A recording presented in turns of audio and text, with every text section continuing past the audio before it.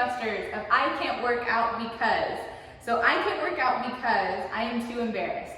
So first of all, it's very important for you to feel comfortable in your own skin. I want you to love yourself as much as absolutely possible. So the first thing that I would recommend is finding a location that you do feel comfortable. So whether that's working out in the privacy of your own home, having somebody come to you as far as teaching you how to do the exercise, because it's usually a confidence issue, right?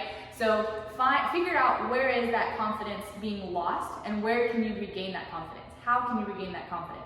And so that way there's no reason to be embarrassed. We all look silly at some point in time while we're doing exercises, and it's perfectly okay. There's plenty of exercises that I'll even end up making funny noises just to make it less, if you just laugh at it, whatever.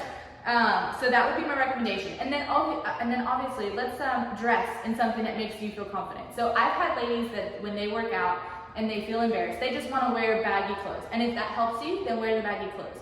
But I've also had women that they'll actually dress up nice for their own exercise. So they'll go to the store, so let's say like I always wear Fabletics. So they'll go to the Fabletics store and they'll pick out a super cute outfit. So they know that they have matching pants and a matching top, and that now they're ready for their workout, and they feel excited because they're wearing something cute. They know that this exercise is going to mean something better for them in the future. So think about that for yourself and grow that confidence, because you're beautiful and wonderful, and I love you, and I want to see you get that workout done. I don't work out, or I can't work out because I don't have time. This is probably one of the most common reasons that people say that they can't work out, and like the most bogus one. So just being real with you. Okay, ready? So I don't have time. So an hour is 4% of your day. That's 4%. And it's been proven that exercise is beneficial for your body and your heart with just 10 minutes of continuous exercise. So imagine, where can you find 10 minutes a day that you can incorporate exercise? You don't have to do an hour workout. You don't have to go to the gym and spend an hour and a half there. That's absolutely not necessary, but it is necessary for yourself, for your body, for your family, and for your future as far as getting exercise in regularly. So when you say that you don't have time, you'll keep believing it as long as you make it true. So where can you make adjustments? Look at your schedule and make it a priority, because if you set yourself as a priority, the rest of it's easy. Give yourself time to do it.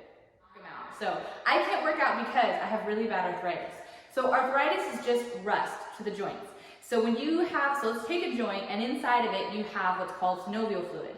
Now arthritis is when it starts attacking the cartilage that's within the joints, and so it becomes, instead of a nice smooth surface of articular cartilage, you have a rough surface. And so the only way to even attempt to reverse that is through movement. So let's get them moving little by little, okay? Progressive exercise is key, and you can actually help to reverse your own arthritis between diet and exercise. I can't work out because I have gout. So gout is just an extreme form of arthritis, and typically people will have flare-ups.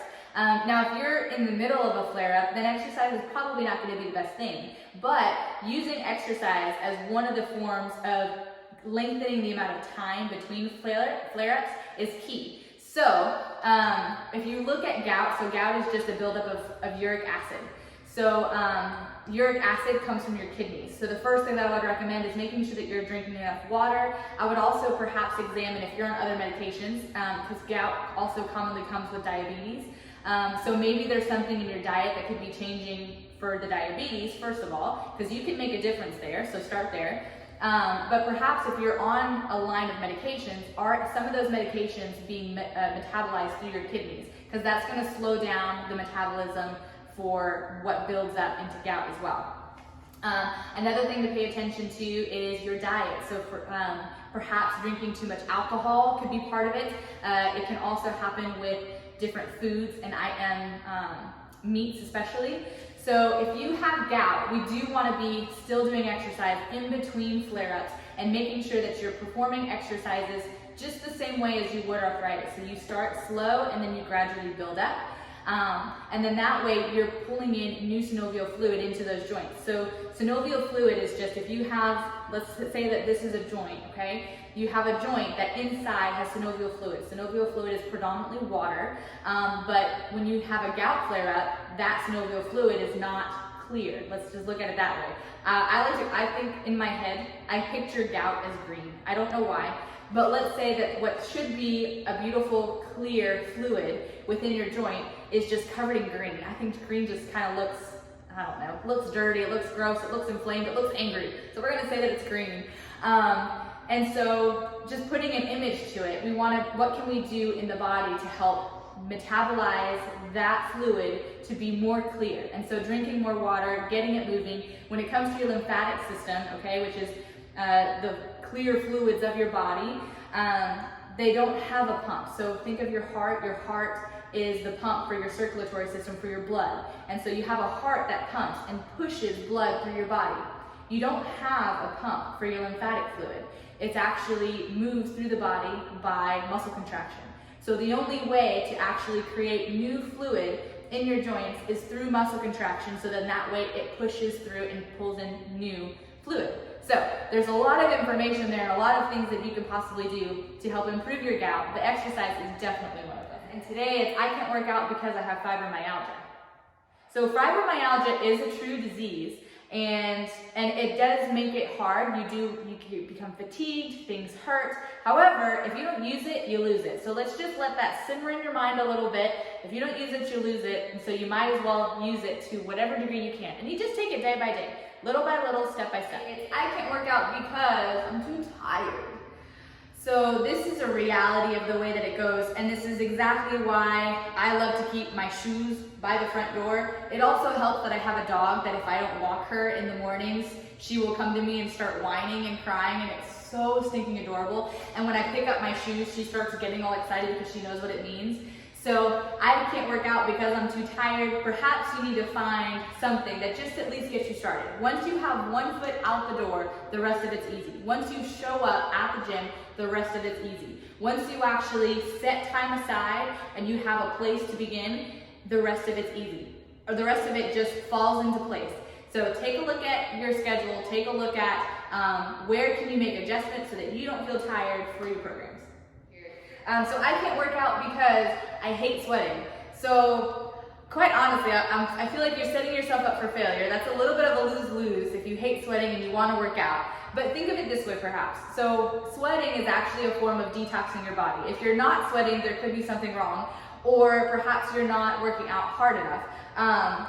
But if you just hate sweating, I'm going to say suck it up, buttercup, and just get it done. Just get it over with. If you really want to avoid sweating, if you hate it that much, then I would say try doing your exercises in shorter spurts. So it's been proven that 10 minutes worth of consistent exercise is beneficial to your body and to your heart. So go through short spurts so you're less likely to sweat. However, I would hope that someday you would embrace the beauty of sweating, because it's not a bad thing. There's also those t-shirts that say, I don't sweat, I sparkle. Get yourself one of those.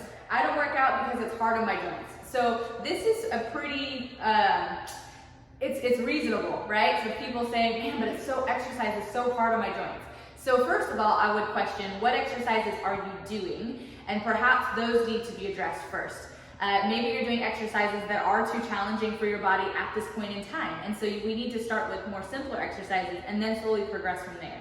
But then let's look at why is it hard in your joints. So the way that muscles work.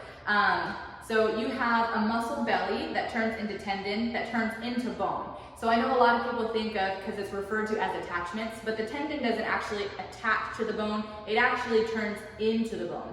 So when you perform exercises and it makes your joints hurt, it's typically because they haven't adapted to that amount of resistance or strain. So for instance, when a muscle contracts, it causes tension on the joints, but it does that on purpose. That's part of its design.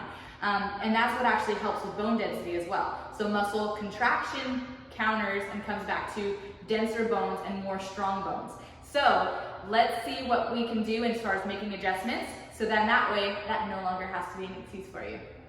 So I can't work out because I get bored. So exercise is supposed to be fun. So if you have this excuse in your life, if I don't work out because I get bored, then you're doing the wrong exercise. So if you're trying to go running, like I totally know exactly why you don't like it, because it sucks, right? Versus if you say, I don't work out because I can't dance, then perhaps Zumba class is not going to be the right thing for you. But what can you do? How can you take something that you enjoy doing and then turn it into exercise? So for instance, people that don't regularly exercise, but they love to read, then I recommend that they go on a recumbent bike, which is a full seated bike, and then that way you can sit there, ride the bike, and read at the exact same time. So you're doing something that you enjoy while exercising. Win-win, right? I've had plenty of people that they will turn on Netflix and put on their favorite show and then get their workout that way. There are so many little programs, mini programs of Grey's Anatomy. Every time this happens in the episode, then you perform this exercise.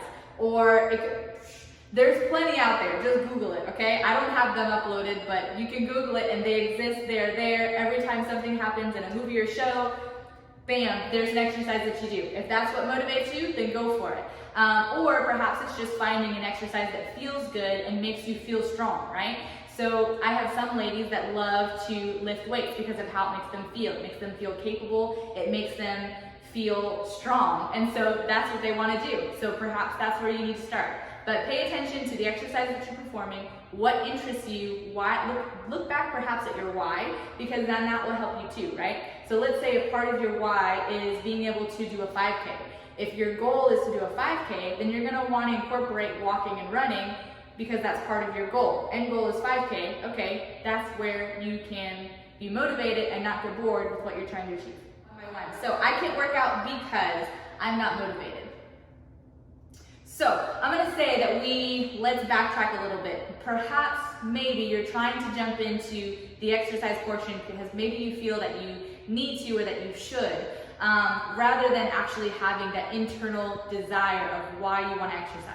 So I would challenge you to go through and ask yourself, why do you want to exercise? Is it a matter of aesthetics? Is it a matter of what you look like or the size of your jeans? Is it wanting to be more capable of doing something? If you understand your why, then you have better reason for recognizing and finding that motivation. So then that way when you go to do your exercises, bam, you're motivated because you know exactly why you're doing it. So I challenge you to go back and take a look at your why, and do make sure that it's an internal why as much as you can. You never want to exercise because somebody else says that you need to, or an external source. So for instance, let's say that you have a vacation coming up. So a vacation is sometimes one of those reasons that people are like, ooh, I gotta lose weight a little bit because I'm gonna be putting on a bikini and I wanna make sure that I look good in it. But that's an external motivation. So that motivation is actually not gonna take you anywhere in the long run. So let's look at the internal motivations of how does it make you feel? How does it apply to your everyday life? How is it going to make a difference in your life, and a difference in your family, and a difference in yourself? And let's look at those bits of why and get you motivated.